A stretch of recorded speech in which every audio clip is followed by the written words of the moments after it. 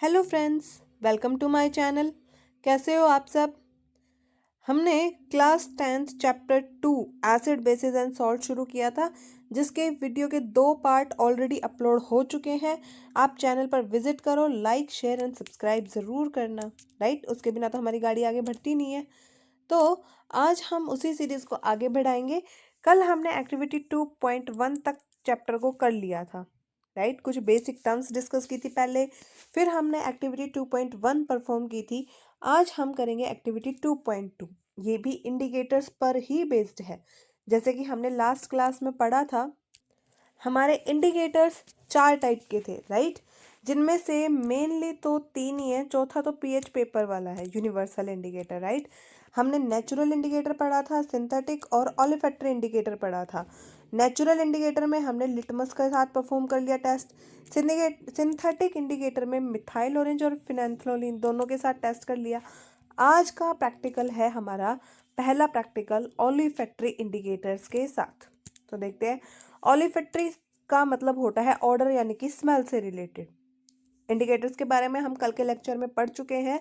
Video में हमने tricks भी डिस्कस किए थे, जिससे इंडिकेटर और उनसे होने वाले चेंजेस को हम अच्छे से लर्न कर सकें। So you can visit the video, like share and subscribe the channel. ठीक है, पढ़ते हैं आगे। These indicator tell us whether a substance is acidic और basic। इंडिकेटर का काम यही होता है, एसिड और बेस के बीच में डिफरेंस करना बाय चेंज इन कलर। लेकिन देर जरूरी नहीं है ना सब कोई ही कलर चेंज को नोटिस कर पाए। अगर मान लो एक कोई विजुअली इम्पेयर्ड बच्चा है, उसको तो कलर दिखाई नहीं देंगे। फिर उसके लिए हम यूज़ करेंगे ऑर्डर वाले इंडिकेटर, जिनसे स्मेल आए। एसिड मीडियम में अलग स्मेल देंगे, बेसिक मीडियम में अलग स्मेल देंगे। उनको कहते हैं हम ओलिफैक्टरी इंडिकेटर्स। एक्टिविटी परफॉर्म करते हैं, पढ़ते हैं। Take some finely chopped onions. कुछ प्याज लेनी है प्लास्टिक बैग में, along with some strip of clean clothes. मतलब उसको उसके अंदर एक कोई साफ कपड़ा डाल देना है। टाइटली उस बैग को बंद कर देंगे और पूरी रात के लिए उसको छोड़ देंगे फ्रिज के अंदर। और फिर उस क्लॉथ की स्ट्रिप को टेस्ट करेंगे एसिड और बेसिस के साथ। ठीक है, मतलब हमारे ओलिफैक्टरी इंडिकेटर थे 3: onion, clove oil and vanilla essence. Onion के साथ टेस्ट करेंगे, उनको स्मेल देखेंगे, एसिड के अंदर कैसी स्मेल आ रही है और बेसिस के अंदर डिप करने पर कैसी स्मेल आ रही है। Then keep them on clean surface, few drop of HCl solution and NaOH। मतलब वही एसिड या बेस उनके ऊपर डाल दिया। ज़रूरी नहीं है आप HCl ही लो, H2SO4 भी ले सकते हो। मेन काम है हमारा एसिड लेना है। ओके, दोनों स्ट्रिप्स को रिंस करेंगे, मतलब धोएंगे और उनकी स्मेल को देखेंगे। ठीक है, ऑब्जर्वेशन को नोट करें। ऐसा ही सेम काम हम वनीला एसेंस और क्लोव ऑयल के साथ करेंगे और फिर हम उनकी स्मेल को नोटिस करेंगे। ठीक है, तो आओ पहले अपनी एक्टिविटी परफॉर्म करते हैं। चलो, ये 2 लाइनें हैं, ये भी पढ़ ही लो। Which of these vanilla, onion, clove use in as a olfactory indicator. किसको हम यूज कर सकते हैं भाई? मैं एक बात बता दूं, ये तीनों ही ओलिफैक्टरी इंडिकेटर्स हैं, तीनों को ही यूज किया जा सकता है। अब इसके बेसिस पर हम और एक्टिविटीज़ परफॉर्म करेंगे। सो पहले अपनी इस एक्टिविटी को परफॉर्म करके देखते हैं।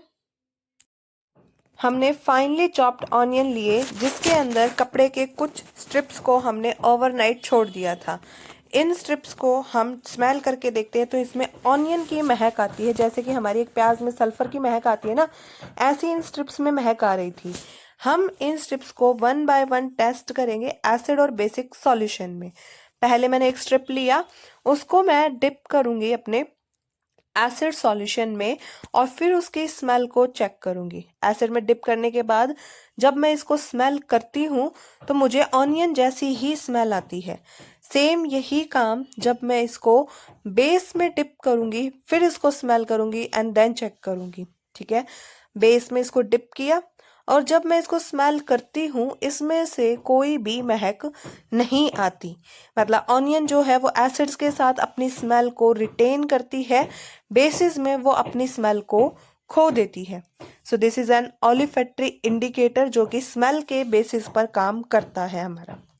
इसके बाद सेकंड में ओलिफैक्टरी इंडिकेटर ले रही हूँ वनीला एसेंस। वनीला एसेंस को भी हम एसिड और बेस में डालेंगे। पहले मैंने इसके कुछ ड्रॉप्स डाले एसिड में, इसके अंदर फ्रूट्स मतलब आइसक्रीम की वनीला आइसक्रीम खाते हैं, वनीला स्ट्रॉबेरी खाते हैं, वैसी ही स्मेल आती है। पहले मैंने इसके कुछ ड्रॉप्स डाले एसिड्स के अंदर और बेसिस के अंदर। एसिड्स के अंदर जब हम इसको डालते हैं, स्मेल करके देखते हैं तो वनीला की ही खुशबू हमें फील होती है।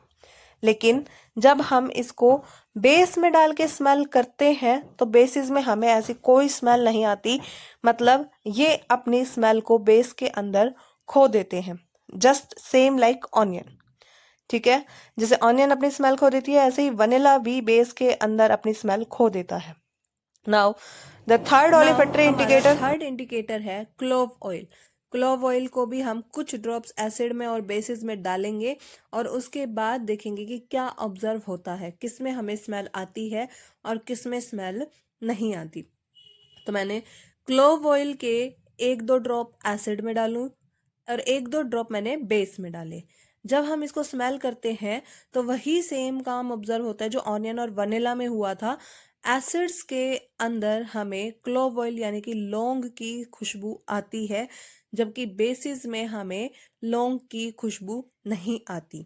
जितने हमने इंडिकेटर पढ़े, तीनों ऑलिफैक्टरी इंडिकेटर्स एसिड्स के अंदर अपनी स्मेल को रिटेन रखते हैं, सेम रखते हैं, जबकि बेसिस के साथ वो अपनी स्मेल को खो देते हैं। सो ये था हमारा आज का experiment. That's all about this activity. अब हम आगे बढ़ते हैं अपने नेक्स्ट वन के लिए। अब आगे है सीरीज में हमारे how do acids and base reacts with metal. अब एसिड बेसिस की रिएक्शन स्टार्ट हो गई, मेटल्स के साथ, नॉन मेटल्स के साथ, कार्बोनेट बाइकार्बोनेट के साथ, और एसिड बेस आपस में कैसे रिएक्ट करने हैं। बस इतना ही है हमारे सिलेबस में, यही हमें पढ़ना है। तो इसके लिए भी हम एक एक्टिविटी को परफॉर्म करेंगे। आइए देखते हैं। देखो एक्टिविटी 2.3 क्या कहती है हमारी। Activity needs the teacher assistant, मतलब टीचर की देखरेख में ही करनी है भाई ये। Take 5 ml of dilute sulphuric acid in a test tube and add few pieces of zinc granule. Zinc granule उसमें ऐड करना है। Then observe the surface of zinc granule, उसमें क्या रिएक्शन होती है ये देखना है। और देन उसको पास करना है सॉफ्ट सॉल्यूशन से, उसके अंदर बबल्स फॉर्म होंगे और बर्निंग कैंडल को हम पास लेके आएंगे। फिर हम देखेंगे कि क्या ऑब्जर्वेशन होती है बर्निंग कैंडल से। इसी एक्टिविटी को हम जो सल्फ्यूरिक एसिड से कर रहे हैं, HCl, HNO3 और एसिटिक एसिड के साथ हम इसको रिपीट कर सकते हैं। ठीक है, देखते हैं। ये एक डायग्राम दिखाया हुआ है एक्टिविटी में, जिसके अंदर दिखाया है टेस्ट ट्यूब लिया, टेस्ट ट्यूब के अंदर हमने एसिड लिया और उसके अंदर जिंक का ग्रैनुअल डाल दिया, जिंक के टुकड़े डाल दिए, तो हाइड्रोजन गैस प्रोड्यूस हुई। और हाइड्रोजन गैस का टेस्ट, जितने भी गैसेस के टेस्ट हैं वो शॉर्ट वीडियो में यूट्यूब चैनल पर पड़े हुए हैं। वीडियो में हम डिस्क्रिप्शन में लिंक भी डाल देंगे उस वीडियो का। आपको पूरी एक्टिविटी वहाँ शॉर्ट्स में, मतलब विद इन 50 to 60 सेकेंड्स आपको पूरी एक्टिविटी परफॉर्म की हुई भी दिखेगी कि हाइड्रोजन गैस का डिटेक्शन कैसे करते हैं, ऑक्सीजन गैस का डिटेक्शन कैसे करते हैं। यहाँ पर यही एक्टिविटी है। ओके, सो अभी के लिए हम इस एक्टिविटी को परफॉर्म करते हैं सॉफ्ट सॉल्यूशन के साथ। ओके, चलो परफॉर्म करते हैं एक्टिविटी। मैंने एक कॉनिकल फ्लास्क लिया, सॉफ्ट सॉल्यूशन ले लिया, सल्फ्यूरिक एसिड ले लिया और साथ में जिंक ग्रैनुअल्स ले लिए। वाटर हमने ऐड किया कॉनिकल फ्लास्क में, उसके अंदर हमने कंसंट्रेटेड एसिड डाल दिया और साथ में जिंक ग्रैनुअल ऐड कर दिया। ठीक है, जब हम इसमें जिंक ग्रैनुअल ऐड करेंगे, देखो नीचे थोड़े बबल्स फॉर्म होने लग गए। ये बबल्स हैं हमारे हाइड्रोजन गैस के। हमने हाइड्रोजन गैस को एक ट्यूब में से पास कराया, कॉर्क लगा दी, उसमें से ट्यूब पास की, सॉफ्ट सॉल्यूशन में देखो बबल आने लग गए। ये हाइड्रोजन गैस है। जब हम इसके पास कैंडल लेके आते हैं तो कैंडल पॉप साउंड के साथ बर्न होती है। Okay, this is the activity 1.3। ये थी हमारी एक्टिविटी 2.3, जिसमें हमने पढ़ा displacement of hydrogen atom. Right, hydrogen atom की डिस्प्लेसमेंट की रिएक्शन थी, जिसमें एसिड और मेटल एक दूसरे के साथ रिएक्ट कर रहे थे, सोल्ट बना रहे थे और हाइड्रोजन गैस प्रोड्यूस हो रही थी, जो कि पॉप साउंड के साथ बर्न होती है। बाकी गैसेस का डिटेक्शन टेस्ट वीडियो चैनल पर हमारे शॉर्ट्स में अवेलेबल है, जिसमें आपको hydrogen oxygen, carbon dioxide, ammonia, sulphur dioxide, ये सब टेस्ट अवेलेबल है। मुश्किल से 50 से 60 सेकंड की वीडियो है, आप इजीली जाके वहाँ से अपना एक्सपीरियंस बना सकते हैं, देख सकते हैं। बाकी मैं वीडियो के डिस्क्रिप्शन बॉक्स में उनका लिंक डाल दूंगी, आप विजिट ज़रूर करना। ओके, सो आगे बढ़ते हैं, हम आगे देखते हैं अपनी एक्टिविटी 2.4। अभी तक थी मेटल और एसिड की रिएक्शन, अब हम पढ़ेंगे नॉन मेटल के साथ एसिड्स, बेस के साथ मेटल्स की रिएक्शन। राइट, देखो क्या कहती है 2.4, place a few pieces of zinc granule. वहां पर भी जिंक ग्रैनुअल लिया था, लेकिन एसिड लिया था हमने जिंक ग्रैनुअल के साथ। मेटल और एसिड की रिएक्शन थी, यहाँ पर हमारी मेटल और बेस की रिएक्शन करानी। ओके, सो स्टार्ट करते हैं अपनी एक्टिविटी। बनेगा तो यहाँ पर भी सॉल्ट, लेकिन देखो दो मेटल्स इकट्ठी होकर सॉल्ट बनाएंगी। सभी की सभी मेटल्स बेस के साथ रिएक्शन नहीं देती, कुछ एक मेटल्स ही रिएक्शन देती है। देखो such reactions are not possible with all metals, सबके साथ नहीं होती, कुछ एक के साथ ही पॉसिबल है। Let us perform the activity. देखो हमने एक बीकर लिया और साथ में सोडियम हाइड्रोक्साइड्स के क्रिस्टल, वाइट कलर के क्रिस्टल ले लिए। पानी के साथ इनको डिसॉल्व करेंगे। डिसॉल्व करने के बाद मैंने इस सॉल्यूशन को गर्म करना है, तो मैंने इसको कॉनिकल फ्लास्क में ट्रांसफ़र कर लिया ताकि हीटिंग मैं कर सकूं।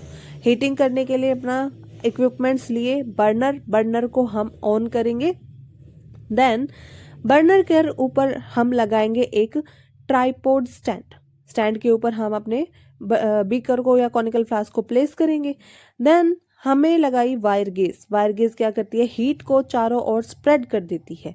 एक ही जगह हीट नहीं लगती, उससे चारों तरफ बराबर हीट लगती है। देन हमने इस कॉनिकल फ्लास्क का मुंह बंद करना भी पड़ेगा। साथ में लिया सॉप सॉल्यूशन, जिसके अंदर से हमें अपनी गैस को पास करना है। इस सोडियम हाइड्रोक्साइड में हमने कुछ क्रिस्टल डालने होंगे, किसके, जिंक ग्रैनुअल्स के। जिंक ग्रैनुअल हमने इसमें ऐड किया। आफ्टर दैट हम कॉनिकल फ्लास्क का मुंह बंद कर देंगे ताकि हम एक जगह अपनी गैस को कलेक्ट कर पाए। जिंक ग्रैनुअल डाले, रिएक्शन स्टार्ट हुई, हमने मुंह बंद कर दिया इसका, और साथ में हाइड्रोजन गैस इस पाइप के थ्रू सॉप सॉल्यूशन में से पास करा दी। सॉप सॉल्यूशन में देखो बबल्स आने स्टार्ट हो जाएंगे, मतलब एसिड हो या बेस हो, हमारी गैस तो प्रोड्यूस होगी। अब हमें टेस्ट करना है क्या ये हाइड्रोजन गैस है। हम बर्निंग कैंडल को इसके पास लाएंगे, देन पॉप साउंड प्रोड्यूस होगा। इट मीन्स ये हमारी हाइड्रोजन गैस है। Right, this is all about activity. Metal मतलब एसिड और बेस दोनों के साथ पॉप साउंड प्रोड्यूस। देखो ये थी हमारी दोनों एक्टिविटीज, मेटल के साथ एसिड और बेस दोनों की रिएक्शन। दोनों का कंक्लूजन क्या है कि दोनों में ही हाइड्रोजन गैस तो प्रोड्यूस होगी। Now it's time for today's trick कि किन मेटल को डिस्प्लेस किया जा सकता है और किन को नहीं किया जा सकता। देखो, reaction of acid with metal. Metal reacts with acid to produce hydrogen gas, जो कि हमारी पॉप साउंड के साथ बर्न होती है कैंडल में। कैंडल, मैस्टिक या कुछ भी बर्निंग चीज उसके पास लेके आओगे, पॉप साउंड वो प्रोड्यूस करेगी। मेटल और एसिड रिएक्ट करेंगे, सॉल्ट और साथ में हाइड्रोजन गैस निकलेगी। Right, then if the reactivity of metal is high in activity series, those metal displace the hydrogen from acid। मतलब देखो ये हमारी एक्टिविटी सीरीज है, हाइड्रोजन से ऊपर ऊपर जितने भी मेटल्स हैं ये वाली, इनकी रिएक्टिविटी ज़्यादा होती है, यही हाइड्रोजन को डिस्प्लेस कर सकती है। इनसे नीचे वाली मेटल डिस्प्लेस नहीं कर सकती।